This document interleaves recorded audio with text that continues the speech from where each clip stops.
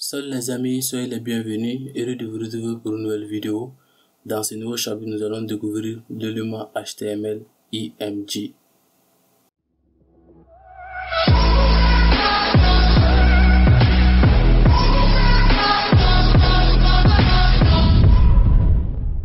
Maintenant, pour commencer, on nous dit l'élément HTML IMG permet d'intégrer une image dans un document.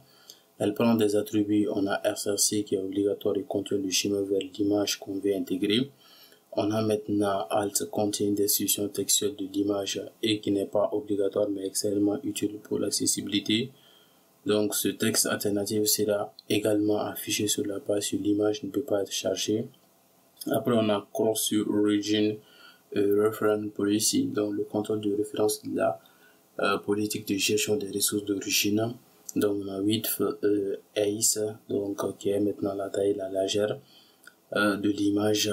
Et maintenant on nous dit les formats comme le WebP et AVIP sont recommandés car des meilleures performances que maintenant que le format PNG, JPEG et GIF.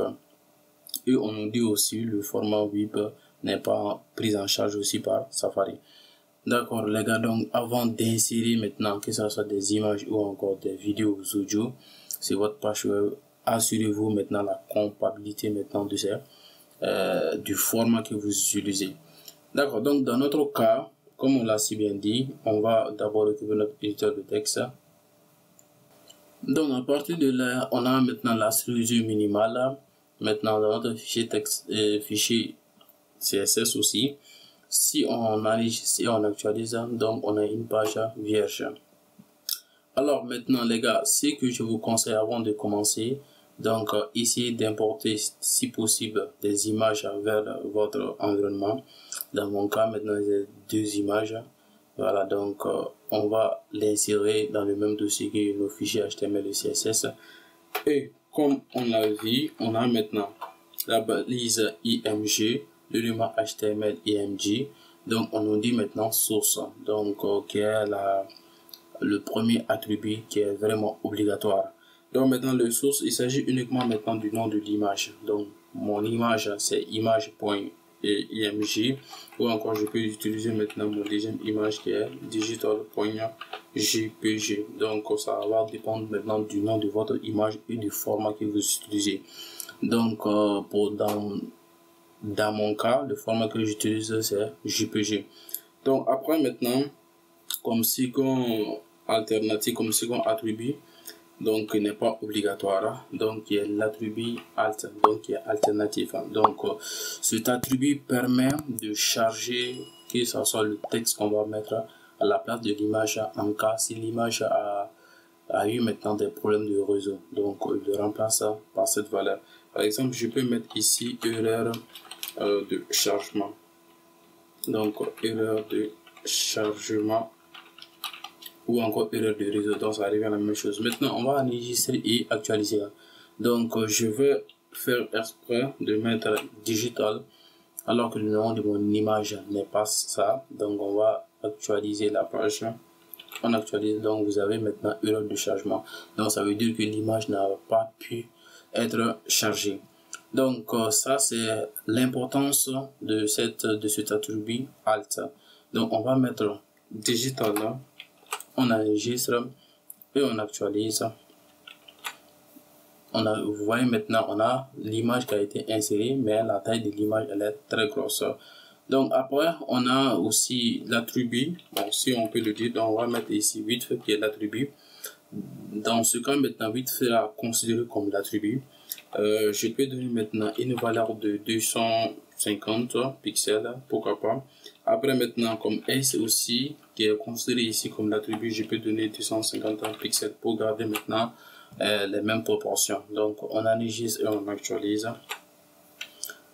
On attend, donc on a maintenant les 250 de largeur et 250 de hauteur. Donc les gars, ce que je vous conseille maintenant concernant les images, essayez d'appliquer maintenant uniquement la largeur.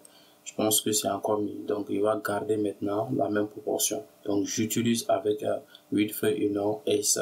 Donc constatez avec moi lorsque j'enlève la hauteur et on enregistre et on actualise. Donc vous allez constater par vous-même maintenant la qualité de l'image. On actualise, donc vous voyez maintenant l'image gardera maintenant ses proportions. Donc pour mettre, on va juste mettre un titre H1, je pense que c'est encore cohérent. Et dans ce titre, on va mettre ici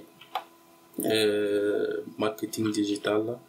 On a une image absolument marketing digital. Voilà. On va mettre ici marketing digital. On enregistre et on actualise. J'ai pas enregistré. D'accord. Donc on a marketing digital. Donc après, on peut aussi, vous voyez maintenant que dans cet exemple, j'utilise uniquement maintenant le code HTML. Donc ça arrive à la même chose. Je pouvais maintenant cibler l'élément IMJ ici. On va essayer maintenant d'augmenter la largeur au lieu de window. Donc ça sera 8 fois.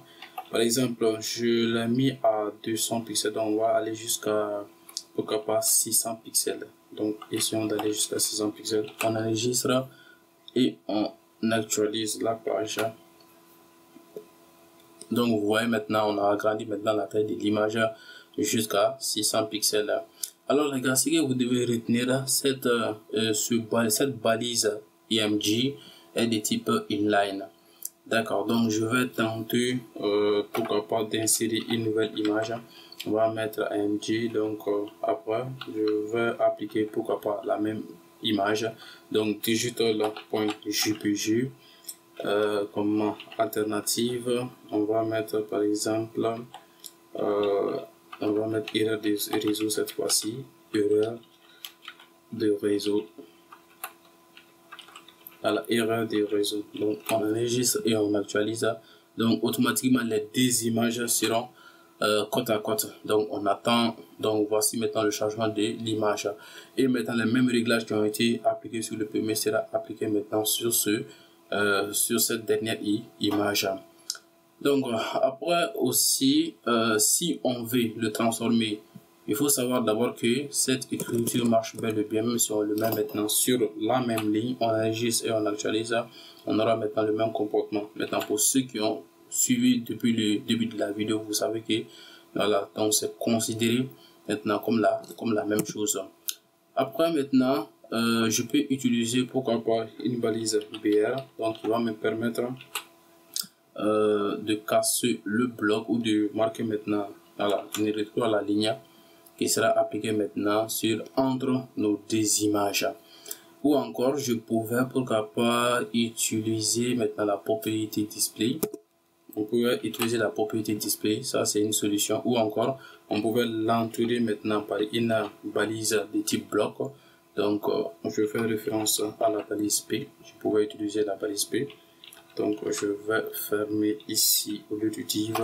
On met maintenant la balise P et lorsqu'on enregistre et on actualise, donc on aura maintenant, on attend, donc on aura le changement de l'image. De la même manière, on pouvait utiliser maintenant la propriété display. Donc, en utilisant cette propriété display, on aura maintenant la valeur bloc. Alors les gars, je pense que vous l'avez compris. Donc, on va enlever maintenant ces paragraphes qui ne vont pas nous servir. Voilà, donc on va supprimer. On enregistre et on actualise. Voilà, donc on aura maintenant nos deux images côte à côte. Donc après, qu'est-ce que je vais vous montrer? D'accord, donc maintenant ce qu'il faut savoir ici, je termine avec ça. Donc je vais mettre une balise figure. Donc et à l'intérieur de cette balise, donc on met maintenant notre image dedans. Et après je mets maintenant la balise fig caption et on va mettre par exemple on va mettre le chargement de l'image donc à 100%, ou bien encore téléchargement complet, ça arrive à la même chose, c'est juste un exemple. Donc on enregistre et on actualise la page. Donc on attend. Donc vous voyez maintenant en bas de l'image, on a fig caption qui est téléchargement de l'image à 100%. Donc maintenant pour la seconde image, on n'a pas fig caption comme vous l'avez remarqué. Maintenant, par défaut, je l'ai mis en haut, mais ça revient à la même chose. Vous pouvez l'écrire en haut, en bas, ça n'a pas d'importance en fait. Donc, ça dépend de l'emplacement que vous voulez choisir. Donc, on met maintenant l'image entre la balise figure. Donc, on le place ici. Et cette fois-ci, je pouvais mettre pourquoi pas ici Fig Caption. Et cette fois-ci, on pourrait prendre pourquoi le même exemple, mais cette fois-ci, on va mettre téléchargement, par exemple, à 97%. Donc ici, texte de trop, on va mettre téléchargement à 100%. Donc on enregistre et on actualise. Maintenant, par défaut, je peux maintenant jouer maintenant, pourquoi pas sur la police. Donc le fond, je peux jouer maintenant sur la taille, donc avec la balise style. Après on va appliquer maintenant un font size. Donc comme je l'ai si bien dit, ça arrive à la même chose. Je vais en mettre en 20 pixels. On pourrait le mettre maintenant côté CSS ou encore on pourrait maintenant l'écrire. Je pense que vous avez maintenant l'habitude de le voir comme ça. Donc après maintenant Fig Caption, donc on a maintenant la balise style pixel, on enregistre et on actualise la page. Donc on a maintenant Fig Caption ici en haut, donc téléchargement de 97% et téléchargement de 100%. Alors les gars, on va terminer avec une petite mise en forme. Donc je vais ici maintenant sur l'image numéro 2, donc en créant une classe sur l'image numéro 2. Donc je mets classe et je vais l'appeler image 2. Donc j'enregistre, je vais maintenant côté CSS, on va appliquer juste une petite mise en forme. Donc je mets image 2. On va appliquer maintenant, pourquoi pas, une petite propriété pour terminer cette vidéo. Je mets par exemple filter, attention, je dis filter. Donc filter prend maintenant la valeur blue et je vais mettre pourquoi pas jusqu'à 5 pixels. 5 pixels, je pense que c'est trop, mais on va prendre 5 pixels. Pour l'exemple, donc on va prendre 5 pixels, on enregistre et on actualise. Donc constatez avec moi ici, j'actualise la page, on attend le chargement. Donc vous voyez maintenant l'image est floue. Donc le feu, ça permet d'appliquer maintenant le flou maintenant sur l'image. Donc on a téléchargement de 97% qui n'est pas d'avoir arrivé à 100%. Et pourquoi pas aussi réduire l'opacité du téléchargement si vous voulez. Donc on pourrait maintenant appliquer la valeur opacity, par exemple 97%. Par exemple, je pouvais mettre pourquoi pas opacity. Donc on pourrait mettre la valeur de l'opacité à 0,6. Donc pour cela, on va prendre ça et on va le mettre à peu près de 0,6. On enregistre opacity, on a font size, d'accord, c'est bon. Donc on enregistre et on actualise. Donc on a bien maintenant l'opacité, le téléchargement aussi est moins haut, opaque. Après, il nous reste quoi? Je pense qu'on a fait le tour. Je pense que c'est bon, on a fait le tour.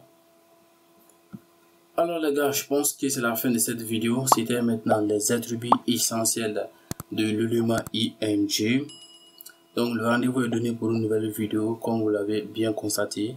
Donc on va voir maintenant la propriété, on va voir la balise HTML, audio et vidéo. À bientôt tout le monde.